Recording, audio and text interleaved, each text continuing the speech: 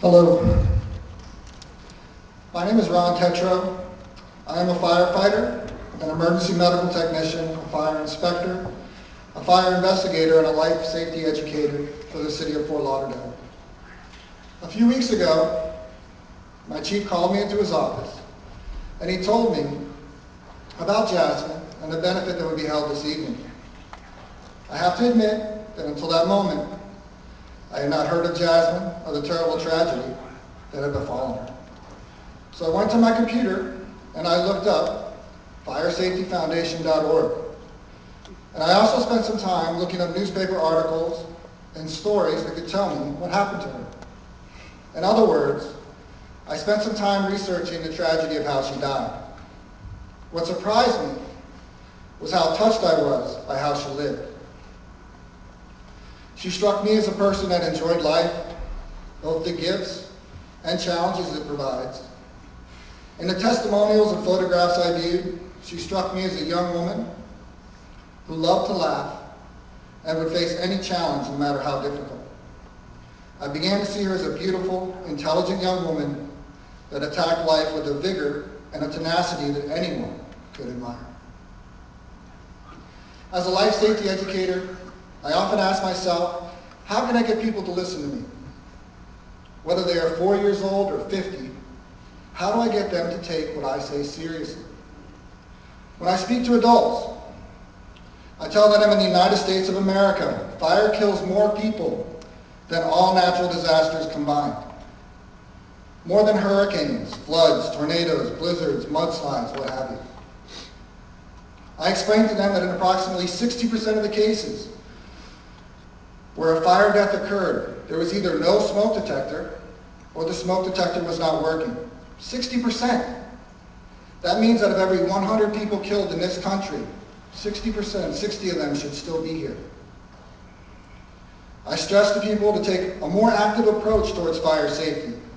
When you change your clocks, change your batteries in your smoke detectors. Pre-plan your fire escape strategies. Know 2 ways out of every building. I stress the importance of sprinkler and fire alarm systems and how they can save your life.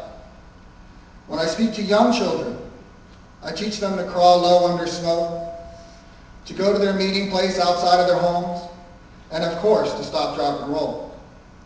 But the truth of the matter is that it doesn't make a difference. Fire doesn't care how old you are. Fire doesn't discriminate. It does not care about your religious views, your race, your color, your creed, or your sexual orientation. It doesn't care if you're a male or female or rich or poor. Firefighters will tell you, fire is a living thing. It eats, it breathes, and it will kill you. So right now I want to ask everybody here to close their eyes and picture in their head the story I'm going to tell you. I want you to picture yourself in your home. Imagine that you were in your room, snug and warm under the covers, sleeping peacefully and dreaming beautiful dreams. While you're sleeping, an extension cord to your computer sparks and a small fire starts. Although the fire starts small, it has everything it needs to grow. There's plenty of oxygen. The plastic coating surrounding the wire provides the initial fuel, producing smoke full of toxins, carbon monoxide and carbon dioxide, just to name a few. The smoke travels through the house, following the course of least resistance. You haven't closed your bedroom door, and the smoke makes its way into your room. It settles over you like a blanket.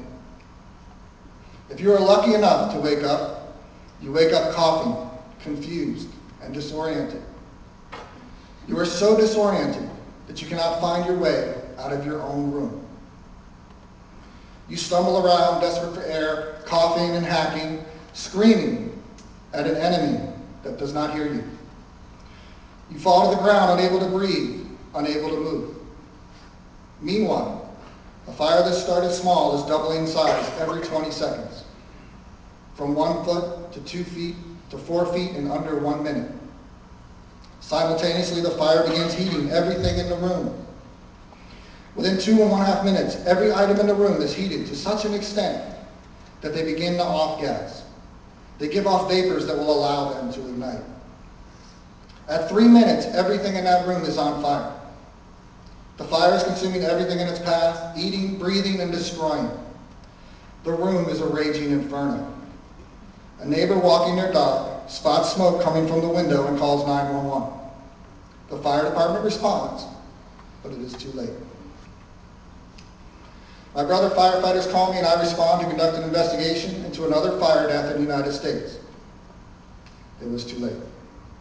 If you haven't opened your eyes, open them now. As a fire investigator, I have investigated around 400 fires for the city of Fort Lauderdale. In investigating fires, I have found that the biggest enemy is apathy. People are either ignorant or unafraid of the danger that fire presents. They ignore fire alarms, disregard prevention measures, and are careless in their actions. Whenever a death occurs, I've always said to myself, what a waste. There had to be a way that this could have been prevented. Somewhere along the way, a person made a mistake, didn't prepare, or did something to cause this fire.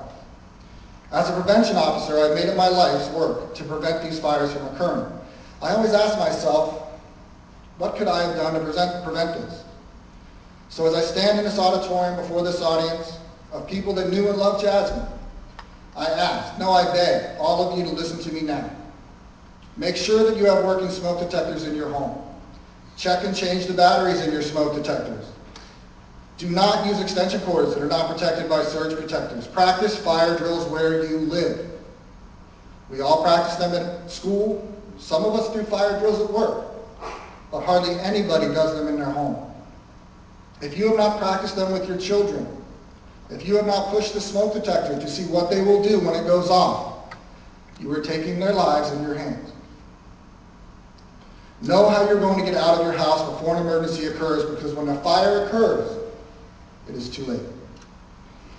Although is there no doubt in my mind that Jasmine left us too early, do not allow her death to be in vain. Through her parents, friends, family, and the Fire Safety Foundation they have established, she is leaving us with a legacy. It is a legacy of life, of preventing the tragedy that occurred to Jasmine from ever occurring again. I stated at the beginning of this speech that fire kills more Americans than all natural disasters combined. Please do not allow yourself to become a statistic. Take a stand against this enemy. Do it for me, do it for Jasmine, and do it for yourself. Thank you, happy holidays, and God bless you.